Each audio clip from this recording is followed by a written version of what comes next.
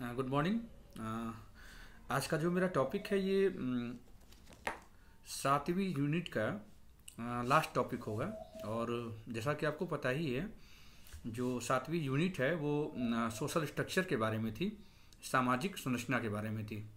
ठीक है, तो आज का जो टॉपिक होगा ये होगा जनरीति और रूढ़ियाँ, फॉकवेज एंड मोर्स।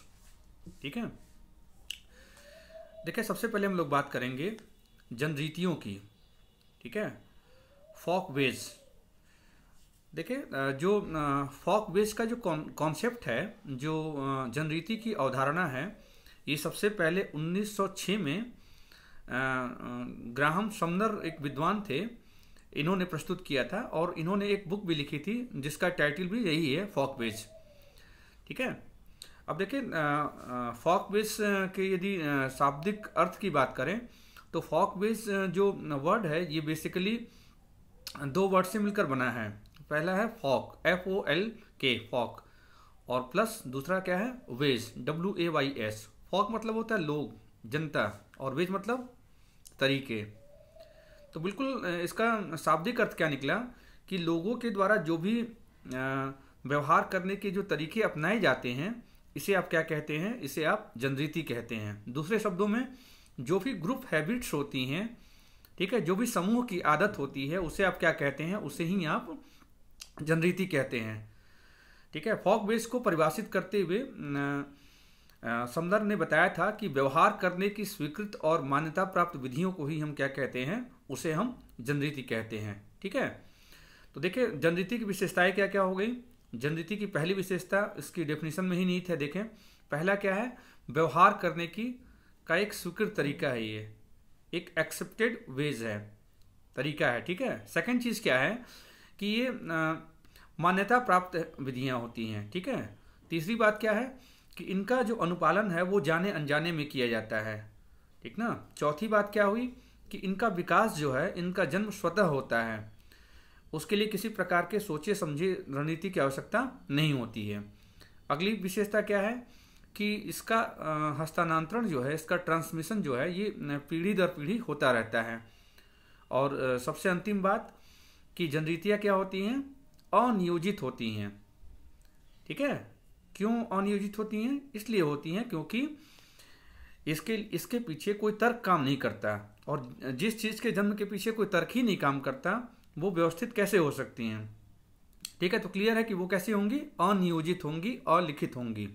ठीक है, और सबसे बड़ी बात क्या है कि इसके अतिरिक्त ये सामाजिक नियंत्रण का एक साधन है, जिसकी प्रकृति कैसी है, अनौपचारिक है।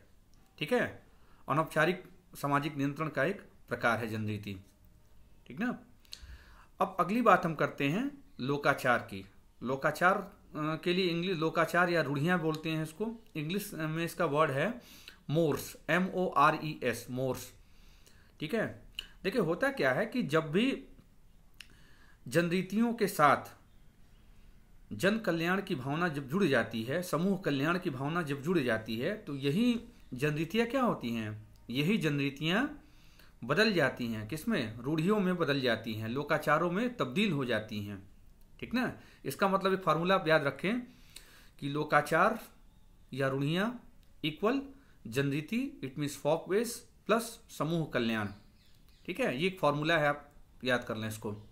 ठीक ना, अब इसकी क्या क्या विशेषताएं हो गई, इसकी विशेषताएं ये हो गई कि पहली बात ये है कि इसका विकास भी क्या होता है, स्वतः विकास होता है।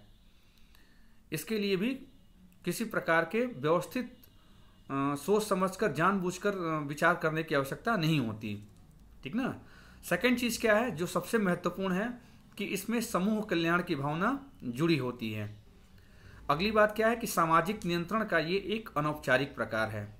ठीक ना, और इसके बाद ये क्या है, जनरीतियाँ कैसी, रूढ़ियाँ कैसी होती हैं, रूढ़ियाँ जो हैं वो सापेक्षिक होती हैं, स्थान सापेक्ष और समय सापेक्ष भी। हर जगह पर अलग अलग प्रकार के आपको रूढ़ियाँ दिखाई देंगी। ठीक है, इसके साथ ही साथ एक ही समाज में अलग अलग टाइम पीरियड में आपको अलग अलग रूढ़ियाँ दिखाई दे सकती हैं और देती भी हैं। ठीक है, और सबसे इम्पॉर्टेंट चीज़ क्या है, सबसे महत्वपूर्ण बात यह है कि इसका प्रभाव जो है ये कानून से ज़्यादा होता है इसका प्रभाव। ठीक है, तो ये कुछ महत्वपूर्ण बातें थी लोकाचार के विशेषताओं के बारे में। ठीक है, अब दिमाग में एक प्रश्न ये उठता है कि बहुत सारी चीज़ें क्या दिखाई दी आपको, कॉमन दिखाई दी, जनरीतियों में भी रूढ़ियों में भी, तो फिर हम इसे अलग कैसे करें। ठीक है, what is the difference between folkways and mores. तो देखें, जनरीति और लोकाचार में जो कुछ प्रमुख अंतर आपको दिखाई देता है वो इस प्रकार से है। देखिए, जनरीतियाँ जो होती हैं वो क्या होती हैं, वो व्यवहार का एक सामान्य तरीका होता है। ठीक है, जबकि रूढ़ियाँ या लोकाचार में क्या होता है, रूढ़ियाँ या लोकाचार समाज के लिए कहीं अधिक आवश्यकता होती है इसकी। ठीक ना, इसी के फलस्वरूप दूसरी चीज़ क्या निकल के आती है कि जनरीतियाँ क्या होती हैं, इनकी व्यापकता जो है वो कम होती है। ठीक है, वही दूसरी ओर जो रूढ़ियाँ हैं, जो लोकाचार है, इनकी व्यापकता क्या होती है, इनकी व्यापकता जो है वो ज़्यादा होती है। ठीक ना, तीसरा महत्वपूर्ण अंतर क्या है जनरीतियों और लोकाचार में, कि जनरीतियाँ जो होती हैं वो कम स्पष्ट होती हैं। ठीक है, कम दृढ़ होती हैं, उनका पालन कोई ना भी करे तो कोई बहुत बड़ी बाध्यता वाली बात नहीं होती है। लेकिन वही दूसरी ओर लोकाचार में क्या होता है, ये अधिक स्पष्ट होती हैं और अधिक दृढ़ होती हैं। दृढ़ इस सेंस में होती हैं कि यदि कोई व्यक्ति मोर से डेविएट करता है, अर्थात लोकाचार से क्या करता है, लोकाचार से विचलित व्यवहार करता है उससे, तो उसके लिए क्या है, उसके लिए दंड का प्रावधान होता है। ठीक है ना, और जो फाइनल डिफरेंस है वो क्या है, वो ये है कि जनरीतियों में कोई समूह कल्याण की भावना निहित नहीं होती है। लेकिन वही दूसरी ओर क्या होता है, लोकाचार या रूढ़ियों का एक एसेंशियल पार्ट है, एक इंटीग्रल पार्ट है ये क्या चीज़, समूह कल्याण की भावना। तो ये कुछ आपको महत्वपूर्ण अंतर मैंने आपको बताए। ठीक है, जनरीतियों और रूढ़ियों में। देखिए, थोड़ा सा इसको हमें एक ब्रॉडर पर्सपेक्टिव में जानना चाहिए। हालांकि क्लासरूम में मैंने चर्चा पहले भी की थी, आपको शायद ध्यान हो कि जब मैं सामाजिक संस्था सोशल इंस्टीट्यूशंस का टॉपिक पढ़ा रहा था तो मैंने बताया था कि एक विद्वान थे किंग्सले डेविस, इन्होंने जो है संस्थाओं के विकास के बारे में बताया कि कैसे कैसे संस्थाओं का विकास होता है। ठीक है, सामाजिक संस्थाएं कैसे विकसित होती हैं। उन्होंने इसका एक क्रम बताया था, एक क्रोनोलॉजिकल ऑर्डर बताया था। उसी ऑर्डर के कॉन्टेक्स्ट में हमें जनरीतियों और रूढ़ियों को भी देखना चाहिए। ठीक है, ताकि एक प्रॉपर इंसाइट मिले, एक ब्रॉडर पर्सपेक्टिव में हम चीज़ों को जान पाएँ। देखिए, मैं रिवाइज कराता हूँ आपको। देखिए, होता क्या है कि किसी भी समाज में सबसे पहले कुछ आवश्यकताएं महसूस की जाती हैं। ठीक है, तो जब कोई भी आवश्यकता महसूस की जाती है तो उस आवश्यकता के पूर्ति का कोई उपाय जन्म लेता है। ठीक है, दिमाग में। तो ये चीज़ क्या हुआ, दिस इज अ थॉट, ये क्या हुआ, एक विचार हुआ, एक आइडिया हुआ। अब क्या होता है कि यही विचार, ठीक है, यही विचार क्या होता है, यही विचार बारंबार आता है, तो उसमें क्या होता है कि उसी विचार के आधार पे एक ही तरह का काम लोग बार बार करते हैं। तो ये क्या बन जाता है, आदत बन जाता है, हैबिट बन जाता है। और यही काम जब अधिकांश समाज के सदस्य करने लगते हैं तो ये जो हैबिट है ये एक इंडिविजुअल हैबिट ना होकर के एक ग्रुप हैबिट बन जाता है। ठीक है, ठीक ना। तो जब ये ग्रुप हैबिट बन जाता है तो आगे चल के क्या डेवलप हो जाता है, आगे चल के इससे जनरीतियाँ बन जाती हैं, फॉकवेज बन जाता है।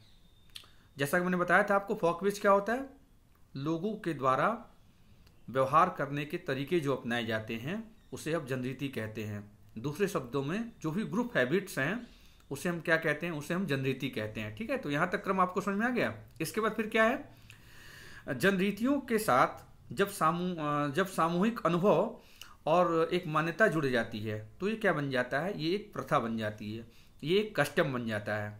ठीक है, कस्टम बनने के बाद फिर क्या होता है, जब प्रथाओं के साथ समूह की स्वीकृति और जन कल्याण की भावना जुड़ी जाती है तो अब यही प्रथा किसमें तब्दील हो जाती है, यही प्रथा जो है अब परिवर्तित हो जाती है लोकाचार के रूप में, रूढ़ियों के रूप में तब्दील हो जाती है।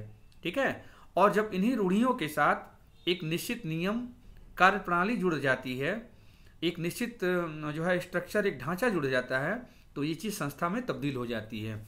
तो निष्कर्ष क्या निकला, सबसे पहले क्या होगा, सबसे पहले कोई विचार होगा या धारणा होगी, इसके बाद क्या होगा, आदत आएगी, हैबिट, इसके बाद क्या होगा, जनरीतियों का विकास होगा। इसके बाद क्या होगा, लोकाचार का विकास होगा, मोर्स का विकास होगा। इसके बाद क्या होगा, संस्था का विकास होगा। देखिए आप इसको याद करने का सिंपल फॉर्मूला है एक, पहला तो आपको याद ही है कि आइडिया है या थॉट है।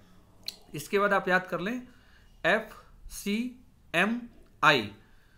ठीक है। तो आइडिया के डेवलपमेंट के बाद क्या होगा, ठीक है,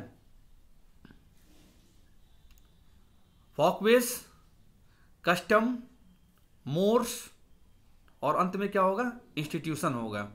आप ये याद रख लेना, ठीक है। FCMI, F फॉर फॉकवेज जनरीति, C फॉर कस्टम प्रथा, M फॉर मोर्स लोकाचार या रूढ़ियाँ, I फॉर इंस्टीट्यूशन संस्था, ठीक है। तो ये 4 चीजें आप याद रखें, FCMI। ये इसका ऑर्डर बड़ा इंपॉर्टेंट है, इसके जो क्रम है बड़ा इंपॉर्टेंट है। तो FCMI आप ये याद रख लें। और इसके पहले 2 चीजें आप जोड़ लेंगे इसमें, सबसे पहले आइडिया, उसके बाद हैबिट और उसके बाद FCMI, ठीक है। तो आज के लिए इतना ही। बाकी आपको पता चल ही गया होगा इससे कि ये चीज़ें कितनी रिलेवेंट हैं सोसाइटी के लिए। बेसिकली ये क्या है, ये टूल्स हैं सोशल कंट्रोल का, ठीक है। अच्छा एक बात और मैं बता दूं आपको कि सोशल स्ट्रक्चर के पार्ट में इसको क्यों पढ़ाया गया। सोशल स्ट्रक्चर वाले पार्ट में इसको इसलिए रखा गया क्योंकि सोशल स्ट्रक्चर का मतलब क्या था, सोशल स्ट्रक्चर का मतलब है सोसाइटी में जो भी पैटर्न सोशल रिलेशनशिप हैं, जो भी समाज में प्रतिमानित सामाजिक संबंध है, उसे ही हम सामाजिक संरचना कहते हैं, ठीक है। तो देखिए जनरीति और लोकाचार ये भी क्या है, ये भी हमारे बिहेवियर को क्या करते हैं, मोल्ड करते हैं, उसे एक निश्चित आकार देते हैं, इसे एक सोशल बिहेवियर में कन्वर्ट करने के लिए बहुत बड़ा रोल प्ले करते हैं, ठीक है। और इसके साथ ही साथ ये क्या करते हैं, इसके साथ ही साथ ये हमारे हमारा जो बिहेवियर का पैटर्न है इस पे क्या रखते हैं, एक कंट्रोल रखते हैं, एक सोशल कंट्रोल का बहुत बड़ा मीन्स है, माध्यम है। और कैसा माध्यम है, इसका नेचर क्या है, इसका नेचर इनफॉर्मल, अनौपचारिक साधन है ये, ठीक है। तो आज के लिए इतना ही, थैंक यू।